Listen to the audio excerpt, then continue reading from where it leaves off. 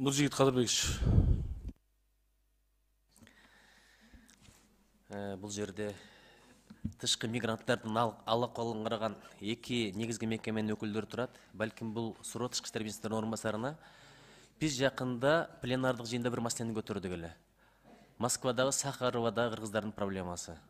Аларды мажбурлап медициналык кароодон өткөзүп атат 5700 рубльга. Анан негедир баягындай бир венерикалык оорулар чыгып калып атат да. Байбичелерден деле, аксакалдардан деле, жакшынакай үй бүлөлүү имандуу жарлардан деле чыгып калып атыптыр. Ошолорду болсо бир гана жерге, Москва деген билесиз. Бир өзүндө 12 миллиондон ашкан жашайт, эки Кыргызстан. Кирип чыккандарды айтпай эле коелу. Учетко турбагандарды айтпай эле коелу. Бир 15-20 миллион жылы адам бар го. Москванын бул жагы бир болсо керек 100 километр, бул жагы 100 километр. Ошончо жерден бир гана Ленин проспектинде барып дарыланса болот деген.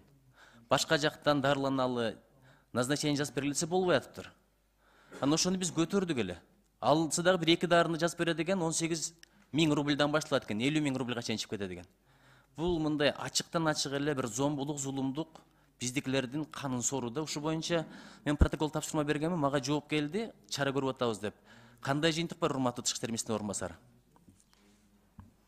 Нуржи Кадырович, азыр миграция саясат боюнча Россиялык Федерациянын бул маселе биринчи орунда турат.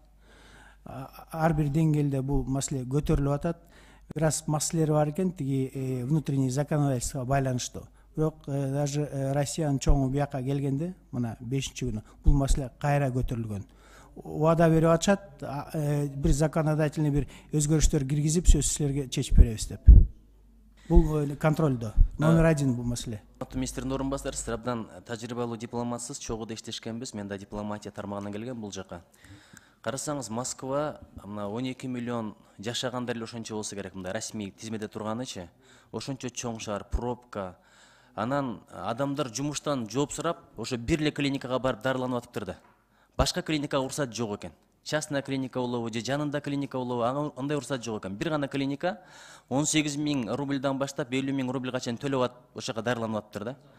Ошону эле чечип берсеңиздер, канча Москвада бир миңдеген клиника болсо керек. Ар биринин укугу бар да, каалаган жерге барып көрүнүшкө.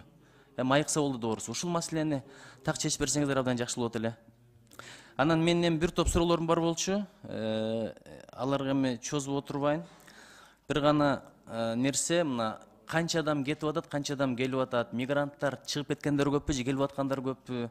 Аябай бир маани берип анализдеңиздерчи. Буга чейинки маалыматым боюнча биздин тышкы мигранттардын 67,4% Россияда экен, 26,6% Казакстанда экен. Бирок мына орус Украин конфликти болуп атат, мобилизация маселеси болуп атат, батыш чыгышта бир топ мамлекеттер биздин мигранттарга жол ачып берип атат. Ушул тенденция өзгөрүп атабы? Өзгөрсө ошолордун укугун ойлонуш керек деген маселелер бар да. Эми мигранттардын кеткенинен 3 эле пайданы көрүп атам, бизге акча келет деген, экинчиден жумушсуздук кыскарат деген, үчүнчүдөн анча-мынча биздин балдар ноу-хау, технология, илим билим үйрөнүп келет экен. Бирок зыяндар аябай көп болуп атат да. Биринчиден чек-аралаш аймактар бош калып атат, демографиялык кризиске баратабыз, адистерибиз чыгып кетип атат, социалдык жетимдердин маселеси болуп атат. Ошон үчүн бул абдан олуттуу иштей турган маселе да. Ошон үчүн ушул сунуштарым бар. Анан урматтуу министрдин орун басары, менин берген суроолорума жазуу түрүндө да жооп берип койсоңуз. Бирок менин талабым, суранычым ошол.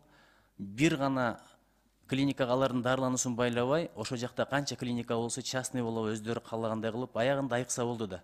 Менимче алардын көпчүлүгү ооруган деле жок, жөн эле бизнес, жөн эле зулумдук болуп атат. Рахмат. Нуржигит Кадырбекович, уруксат берсеңиз, мен да кошумча маалымат берип коеюнчу ушул боюнча.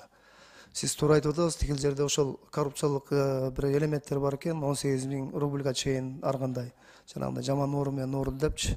Анан кийин ошондуктан биздин өкүлчүлүк департамент здравоохранения Москвага кайрылды. Кайрылып, ошону чогуу чара азыр мына биринчи күндөн баштап алып бармай коюшту. Рейд кылышат экен. Ошондой именно ушул жана биздин Сахаровдагы эмелердичи. Анан жанагындай ооруду деп эле, анан оорубаган адамдарды алып барып аткан эмелер кездешип атыптыр да. Кошумча маалымат.